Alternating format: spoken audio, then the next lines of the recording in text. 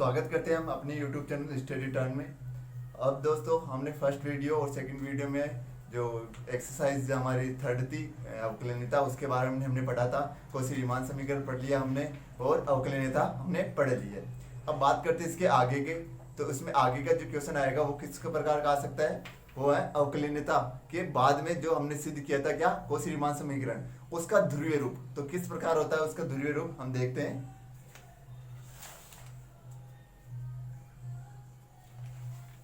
Koshi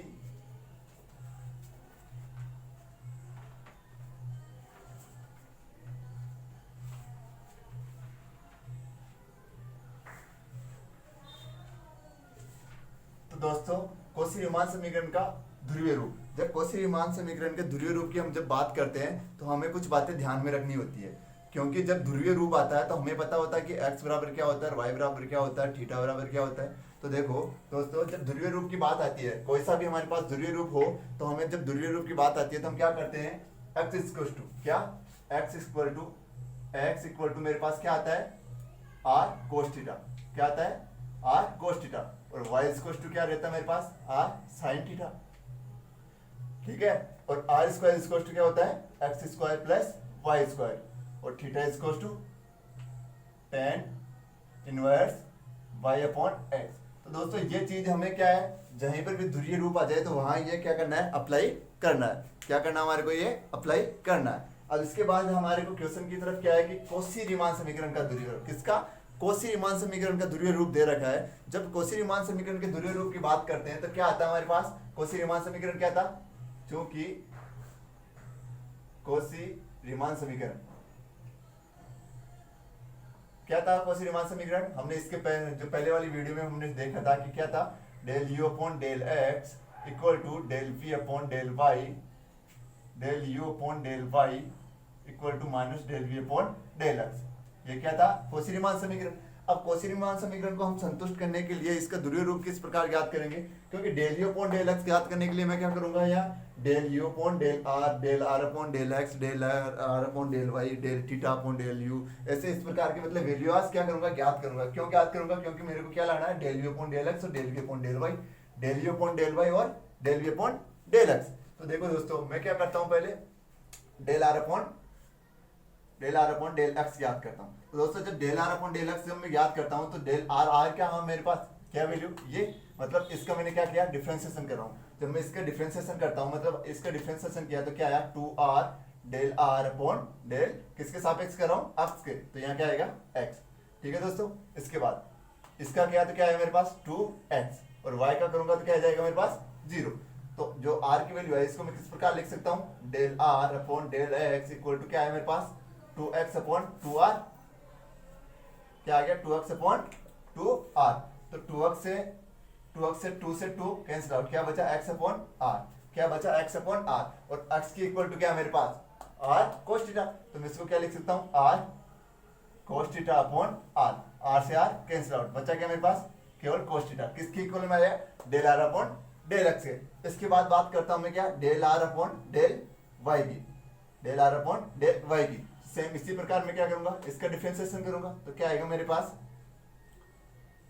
2r del r upon del y equal to, sorry plus और equal to क्या चल रहा है मेरे पास, x का क्या हो जाएगा 0, इसका क्या हो जाएगा 2 या 2y। अब देखो मैं क्या कर रहा हूँ, 2r del r upon del y equal to क्या है मेरे पास 2y अपॉन 2r।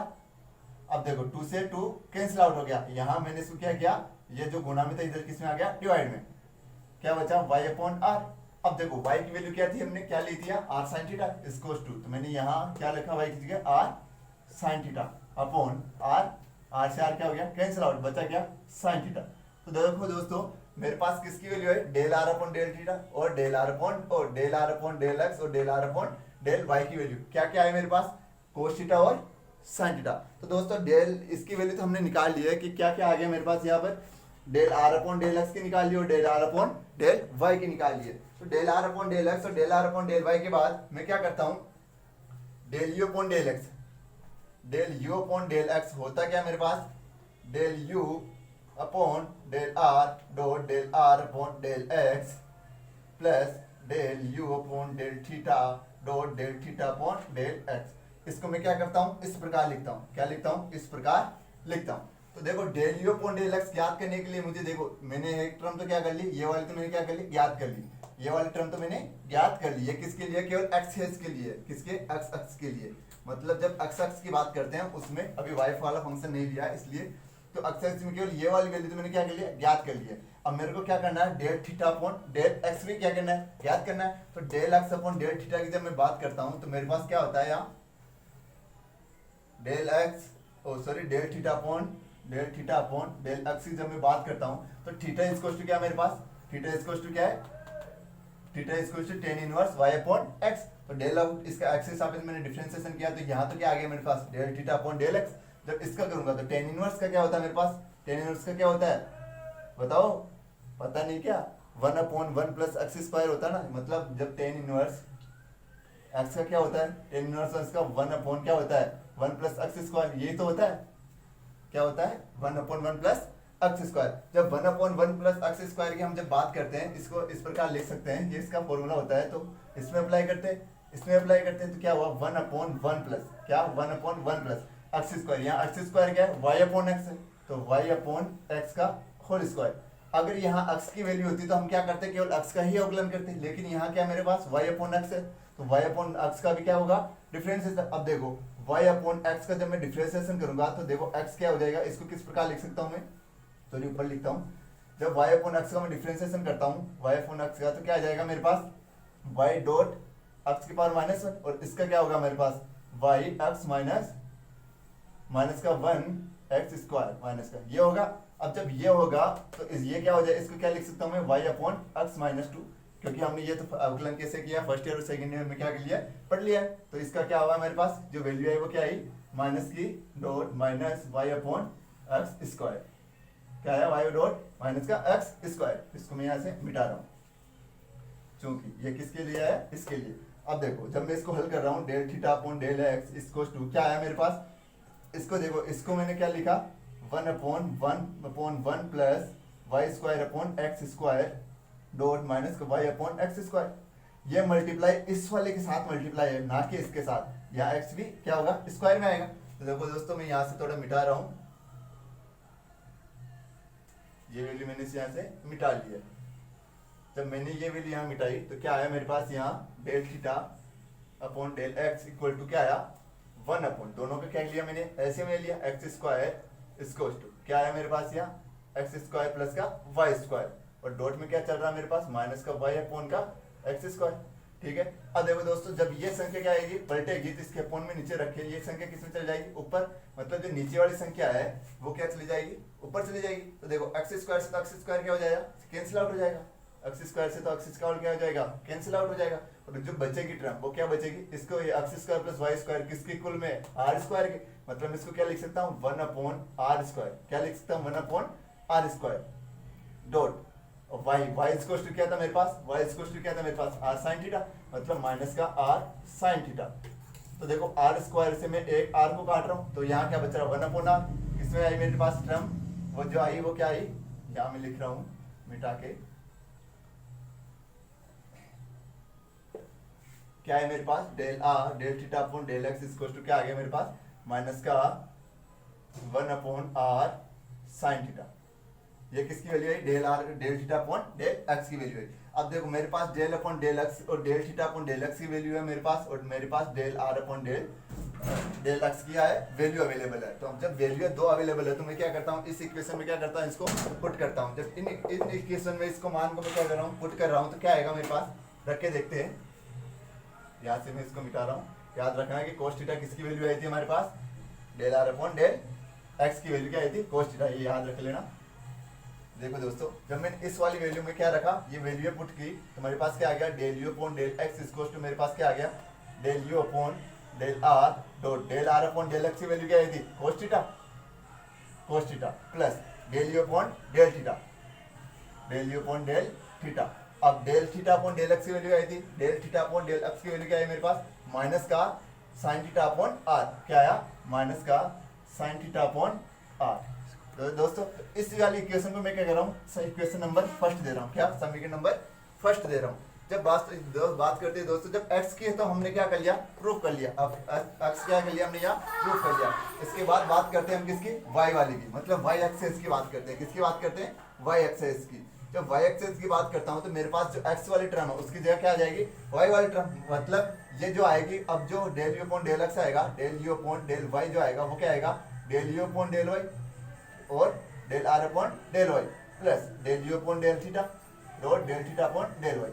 तो दोस्तों ये u और u की जगह हम क्या कर सकते हैं, यहाँ v तो ले सकते थे, लेकिन v लिया क्यों नहीं, क्योंकि v कब लेते हैं हम, जब हमारे को विश्लेषण फलन दिया होता है। जब विश्लेषण फलन नहीं दिया होता तो हम क्या करते हैं, केवल u को ही मानते हैं, क्योंकि विश्लेषण फलन कौन सा होता है, यहाँ काल्पनिक मान होता है, एक वास्तविक मान होता है। लेकिन ये कौन सा है, यहाँ वास्तविक मान। क्यों माना वास्तविक मान, क्योंकि यहाँ हमारे को कोई विश्लेषक फलन नहीं दे रहेगा। क्या करना हमारे को, यहाँ केवल कौशी-रीमान समीकरण को क्या करना है, प्रूव करना है। और कौशी-रीमान समीकरण में क्या ध्रुवीय रूप के लिए हमने मान ही लिया x बराबर क्या, r cos थीटा और y बराबर r sin थीटा और r square is equal to x square plus y square और थीटा इज इक्वल टू क्या हुआ, tan inverse y upon x। ठीक है दोस्तों, यहाँ तक कर लिया। अब y एक्सिस की जब हम बात करते हैं तो हमारे पास जो फॉर्मूला है वो क्या आ गया आपकी बात, ये। ठीक है दोस्तों, तो ठीक है, इसके बाद हम बात करते हैं इसकी, सॉरी मैंने जो लिखा था वो तो मिटा ही दिया, कोई ना, याद रह जाएगा ऐसा। तो del x del y del y, ठीक है, यहाँ डेल है। तो जो हमने बात निकाली थी, जो फर्स्ट वाली समीकरण आई थी वो क्या आई मेरे पास, del u upon del x is equal to del u upon del r plus cos theta plus del u upon del theta और माइनस का साइन थीटा अपॉन r। ठीक है, इसके बाद मैं समीकरण नंबर सेकंड से हल करता हूँ, मतलब समीकरण नंबर 2 लेता हूँ। इस वाली समीकरण से मैं क्या कर रहा हूँ, इसको हल कर रहा हूँ। मतलब del u upon del y, del u upon और del r upon del y, del r upon del y याद करता हूँ। अब देखो r वाली टर्म कौन सी थी, ये वाली टर्म, डेल r की वाली टर्म कौन सी थी, ये वाली टर्म। अब इसमें मैंने क्या किया, जब u की y के सापेक्ष का डिफरेंशिएशन करूंगा तो क्या आएगा मेरे पास, वही सेम वैल्यू आएगी, 2r del r upon del y is equal to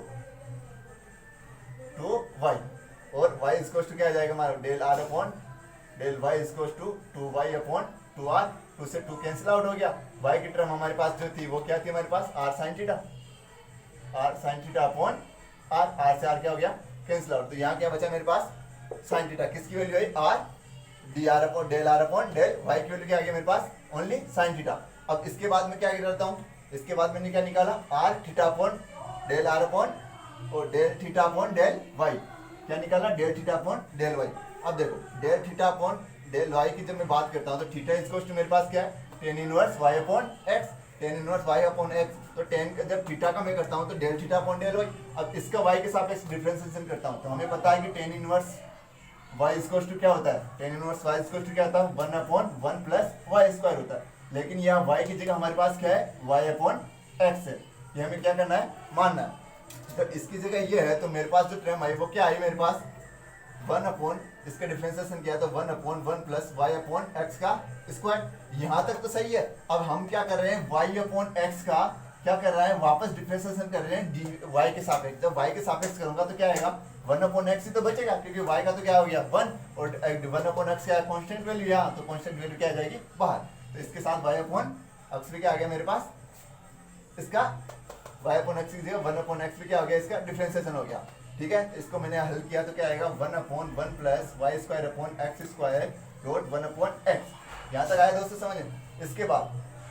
इसके बाद जब मैं इसको हल करता हूँ तो क्या आ रहा है मेरे पास, 1 upon x square plus y square upon x square dot 1 upon x। ठीक है दोस्तों, तो देखो यहाँ से स्क्वायर कट रहा है और इस वाली वैल्यू को हम क्या बोल रहे थे, r, इस वाली वैल्यू को क्या बोल रहे थे, r। तो 1 अपॉन r, जब ये 1x नीचे था तो ऊपर जाके क्या हो जाएगा, ऊपर r और r क्या x बच जाएगा। ठीक है, और ये वैल्यू क्या थी, r स्क्वायर में। ठीक है, इसके बाद तो देखो दोस्तों x की वैल्यू क्या थी मेरे पास, x इस क्वेश्चन क्या था, r cos थीटा, क्या था r cos थीटा और नीचे क्या बचा मेरे पास, r स्क्वायर। तो स्क्वायर से मैंने क्या किया, r को कैंसिल आउट कर दिया, तो क्या बचा मेरे पास, cos थीटा अपॉन r, क्या बचा, cos थीटा अपॉन r। किसकी वैल्यू आई, del theta upon del y की। जब इस वैल्यू को मैं क्या कर रहा हूँ, इस वैल्यू को और इस वैल्यू को क्या कर रहा हूँ मैं, इस इक्वेशन में क्या कर रहा हूँ, यहाँ पुट कर रहा हूँ। तो मेरे पास जो आएगी टर्म वो क्या आएगी, तो देखो मैं पुट करता हूँ यहाँ,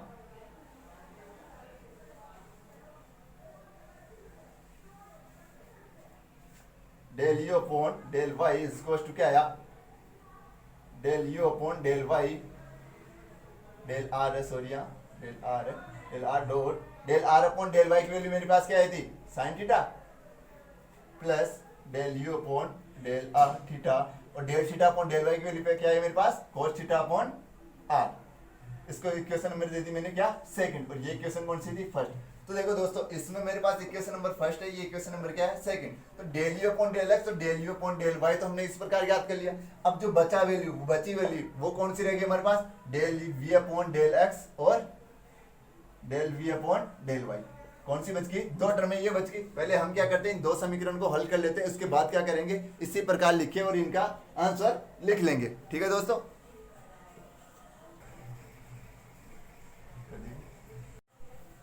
तो दोस्तों अब बात करते हैं हम del v upon del theta की। किसकी, del v upon del theta, मतलब del v upon del y, और एक क्या करना हमारे को del v upon del x. जब del v upon del y और del v upon del x जब हम ज्ञात करते हैं तो सेम वही वैल्यू होती है, लेकिन जब सापेक्ष किसके होता है, यहाँ हम क्या कर रहे थे, यहाँ हम क्या कर रहे थे पहले एक्स के सापेक्ष फिर वाई के सापेक्ष, लेकिन फंक्शन कौन सा था यहाँ यू। अब की बार फंक्शन कौन सा है वी। क्यों जो यू और वी क्यों ले रहे हैं, क्योंकि हमारे पास कौशी रीमान समीकरण मैंने पहले बताया था कि कौशी रीमान समीकरण क्या होता है, del u upon del x equal to del v upon del y होता है। तो हम del v upon del y की जब मैं बात करता हूँ तो क्या आएगा मेरे पास, del v upon del y del v upon sorry del v upon del r del v upon del r cos theta minus del v upon del r sorry यहाँ del v upon del theta आएगा, क्या आएगा del v upon del theta sine theta upon r. ठीक है, यहाँ पहले क्या आ रहा था माइनस में आ रहा था, अब लेकिन अब क्या आ रहा है यहाँ प्लस में आ रहा है। ठीक है, इसके बाद बात करते हैं del v upon del x की। किसकी बात करते हैं, del v upon del x की, ये एक्स ये वाई, क्योंकि पहले हमने एक्स की सापेक्ष करा, इसी प्रकार तो हो रहा है, इसलिए देख लेना आप करके एक बार। Del v upon del r sine theta plus del v upon del theta cos theta upon r. तो जो दो वैल्यू आई मेरे पास, एक तो del v upon del x की और del v upon del y की। अब देखो एक समीकरण नंबर ये थी, एक समीकरण नंबर ये थी, एक समीकरण क्या होगी 3 और एक होगी 4, मतलब 4 मेरे पास समीकरण आ गई। अब 4 समीकरणों का मान मुझे रखना कहाँ कहाँ है, तो इसका हमें कौशी रीमान समीकरण के बारे में बात करते हैं। क्या है कौशी रीमान समीकरण,